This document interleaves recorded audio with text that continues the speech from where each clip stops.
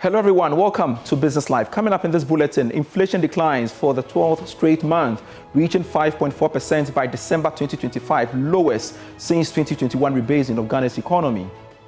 Inflation has now declined for 12 consecutive months. It fell from 6.3% in November 2025 and from 23.8% in December 2024.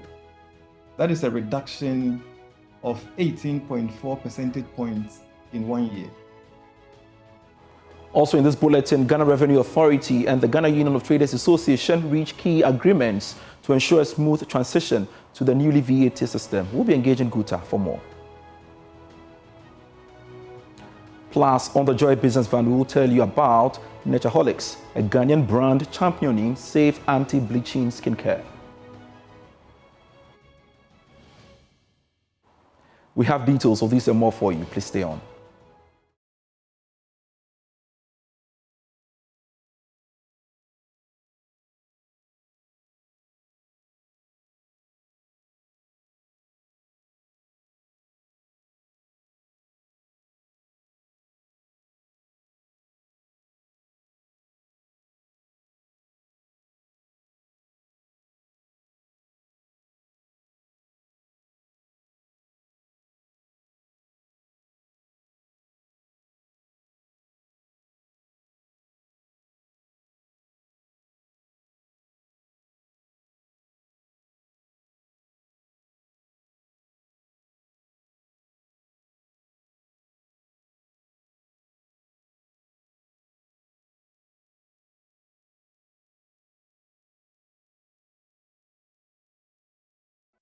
Thanks so much for your company. I am Pius Kojobaka, and looking at our stories. Ghana closed 2025 with a sustained slowdown in inflation as the headline rate fell to 5.4% in December, marking the 12th consecutive month of disinflation and signaling improving macroeconomic stability. This according to a new data from the Ghana Statistical Service. More in this report. Presenting the latest inflation figures in Accra, Government Statistician Dr. Al-Hassan Idrisu said the consumer price inflation for December 2025 stood at 261.7 basis points, up from 240.8 in December 2024, translating into a significant moderation in price pressures over the year. This means that on average, goods and services cost 5.4% more than they did in December 2024.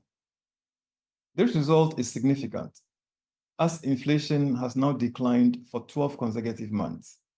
It fell from 6.3% in November 2025 and from 23.8% in December 2024. That is a reduction of 18.4 percentage points in 1 year. It is also the lowest inflation rate since the CPI was rebased in 2021.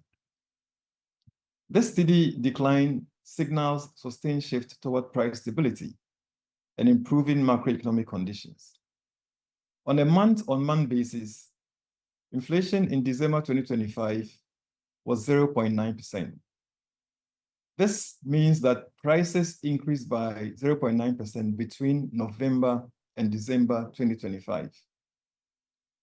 While short-term movements remain, they are now occurring within stable and downward long-term trend. According to him, food inflation recorded a sharp decline on an annual and monthly basis. Food inflation on a year-on-year basis fell to 4.9% in December 2025, down from 6.6% in November 2025 and 27.8% in December 2024. This represents a 22.9 percentage point decline over the year. This matters because food accounts for about 43% of household spending. Lower food inflation directly eases pressure on household budgets. However, food prices increased by 1.1% between November and December 2025.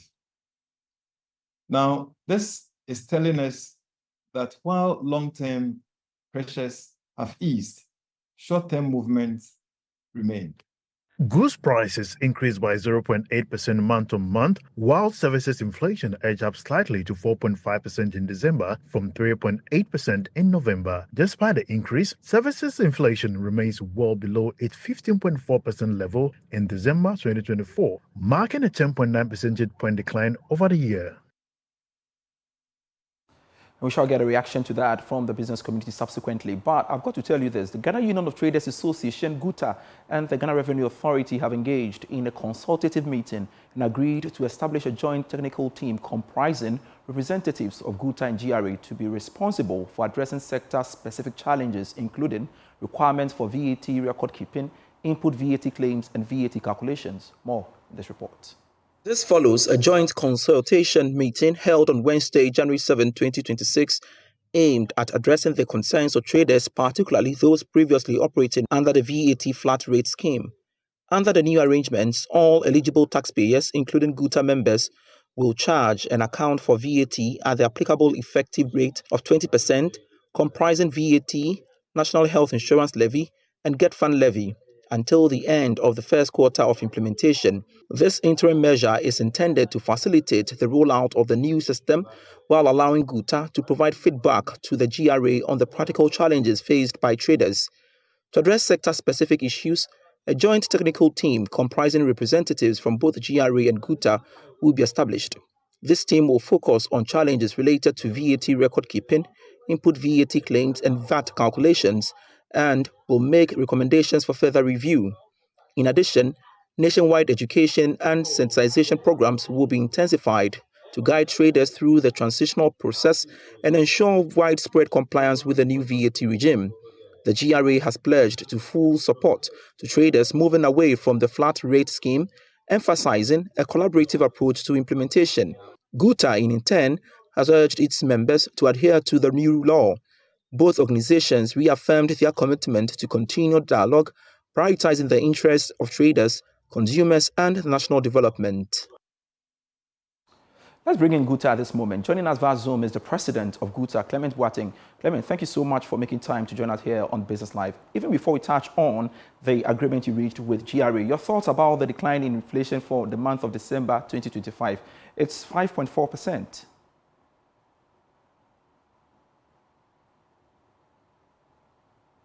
Unmute for me, Clement. Yeah, Pius, can you hear me? I can.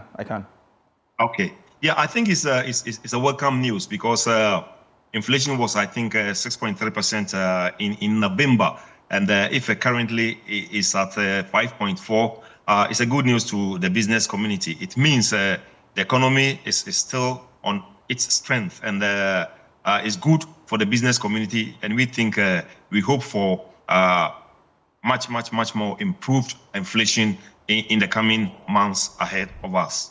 All right. So largely, what does that mean for you as the trading community?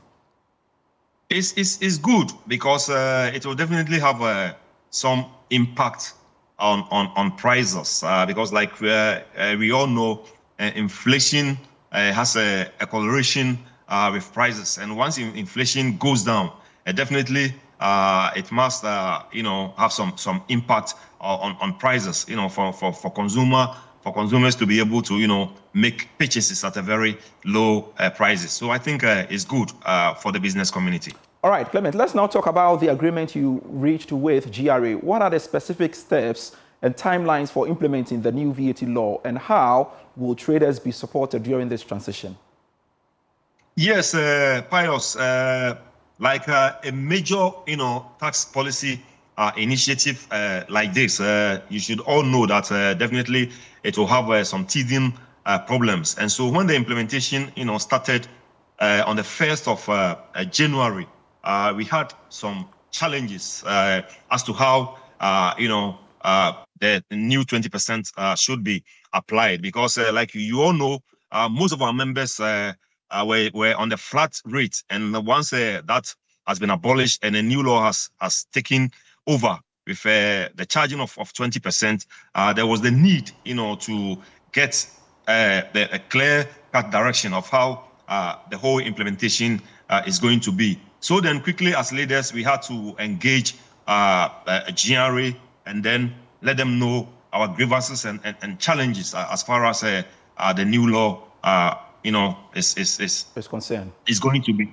enforced. And so when we put our grievances to them, they also, receive it in good faith. And we had a very, cordial and mutual discussion. So at the end of it all, it was agreed that we should, set up that a technical committee, three members from GUTA and then 3 members from GRA, whilst we still continue to impress on our members, to moving into the new rates, that is 20% and charge. So as we go on, if there are some challenges, the technical committee will seek to address those challenges. So we give ourselves at least the first quarter of the year. By then, if there will be any challenges, it would have come to play, and then the technical committee will discuss it, and then if there is the need to let government review the law, we will all know the direction that it will go. Aside of that, there will also be sensitization and educational programs for our members, so that how to calculate the input and output in order for them to make their claims. We will also let them know. So we will try as much as possible to do all these things at least for the first quarter of this year. And then if there are some challenges, we will put it on the technical committee, and then the technical committee will in turn, present it to government for if there is a need for a review. Government will then consider that. That's fair, Clement. But again, how will GRA and GUTA, which of course you represent, ensure compliance with the new VAT rate, and what support systems are in place for traders who may need help?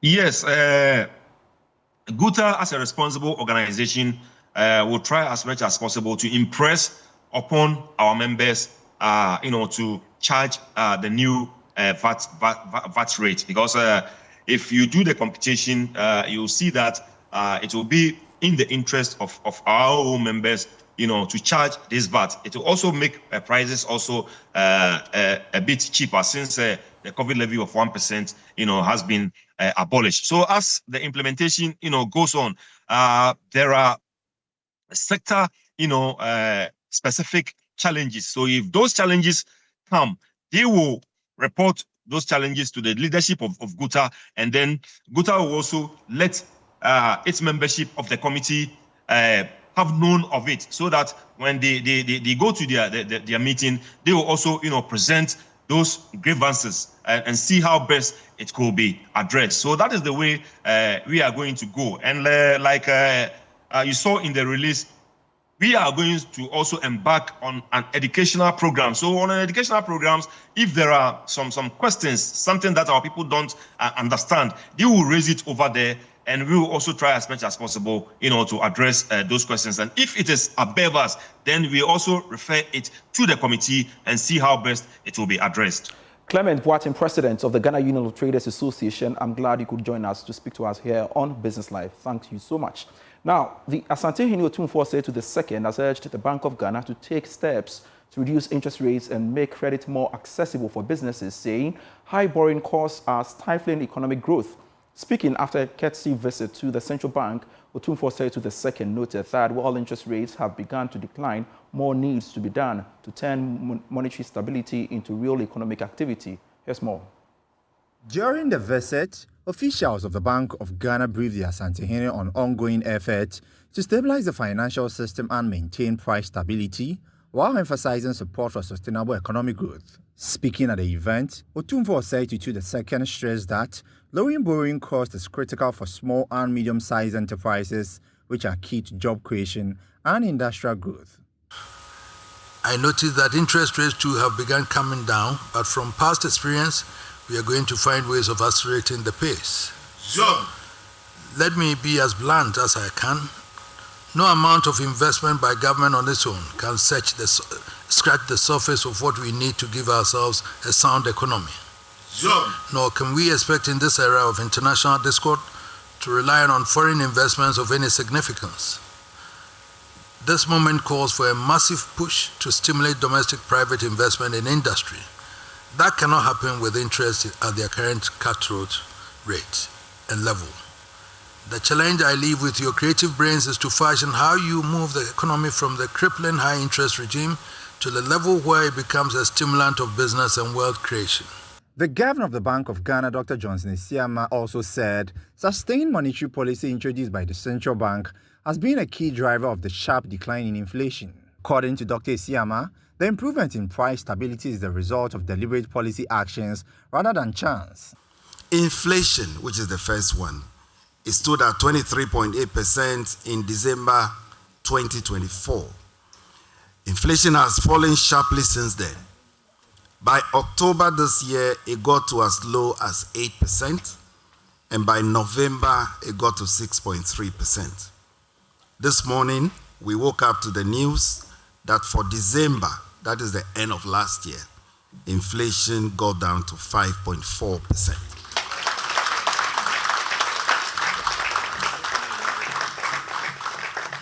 Now, I must say that this trend reflected the broad-based disinflation process across both food and non-food items. Certainly, Nana, these have not happened by accident. It is the result of sustained monetary discipline that we brought on board, the improved food supply conditions that existed throughout 2025, and our prayer is that this continues, and of course, the closer coordination across key policy institutions. Otumfuo said Tutu at the event also called for closer collaboration between the central bank, government, and private sector to ensure the monetary gains translate into real benefit for businesses and households across the country.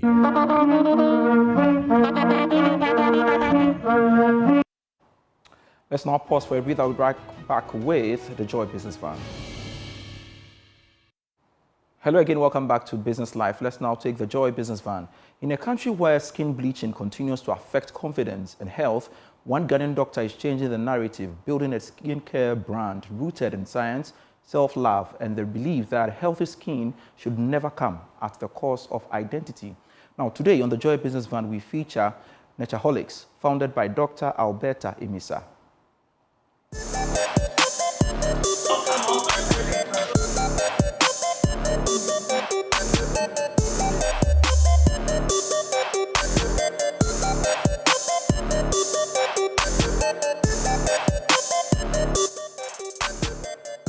In a world where beauty standards often pressure people to change who they are, one Ghanaian skincare brand is choosing a different path, one rooted in care, confidence, and compassion.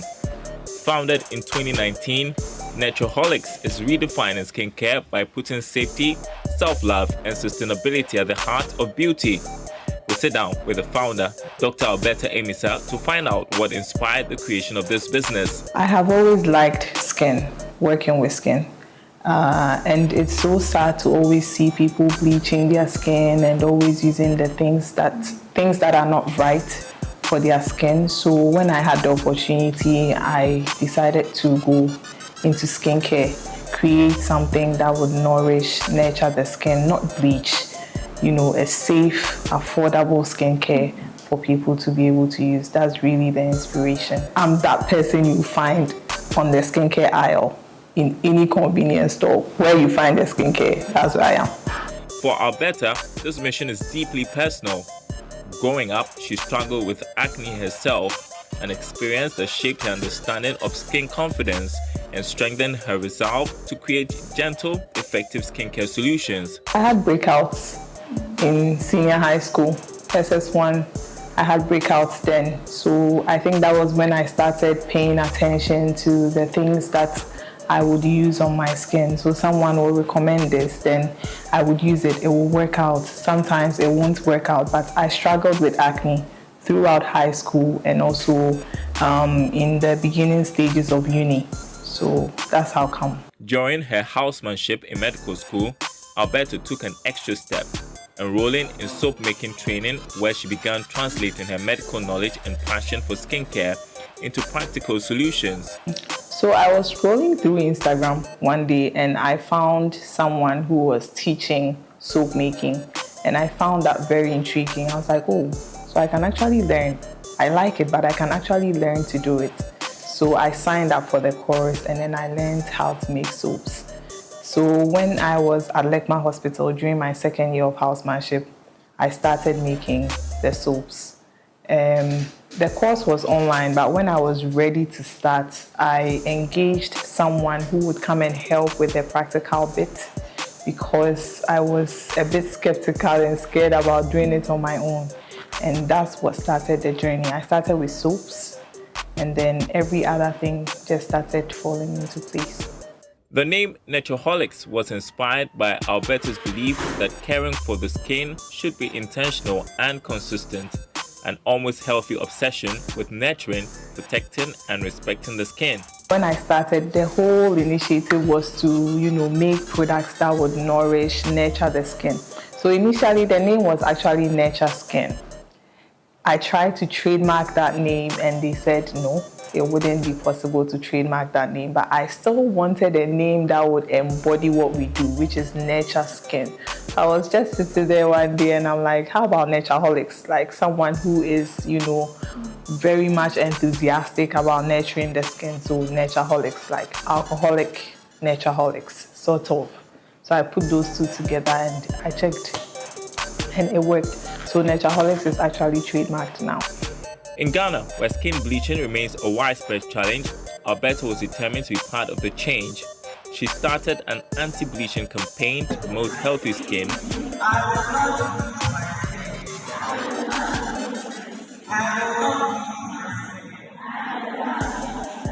and encourage people to embrace their natural complexion. I feel a lot of girls are not so happy in their skin, especially, the darker skin tone. They are always looking to lighten or brighten, and I think it comes from a place of a very low self-esteem, okay? And so the message we are trying to put out there is that it's okay to be darker. It's okay to have, this skin that's not so light. You are beautiful in your own skin. So I want to portray that and then, tell the girls out there that it's okay to be dark. It's actually cool to be dark. I'm dark. I'm not light-skinned, and I think it's fine. In 2020, the brand launched an anti-bleaching campaign, visiting high schools across the country to educate young people on the dangers of skin bleaching and encourage them to embrace the skin they were born with. We go into schools and we make a donation of sanitary towels, and then we teach them, I think it's important that we start from the basics. So when we go into the schools, we talk to the girls, we remind them to be proud of the melanin-rich skin that they have. And so from there, I think growing up, they won't feel too inferior. They won't feel inferior, not too inferior. They won't feel inferior and have the need to lighten their skin. For Alberta, Natureholics is more than skincare. It is a movement. So occasionally, you come across people who have bleached either with steroids or hydroquinone, and now they've done irreparable damage to the skin. They can't fix it. They can't go back, and they have the money to treat it, but they can't even afford to treat it. At that time, it's already too late. So I'm like, if we can try and prevent it, okay, if we can start from somewhere and try and prevent it, it would be better than trying to, fix or treat it. So that's where the anti-bleaching campaign comes in. We are trying to stop it at the source. Next time, we'll hear about the impact Alberta is making.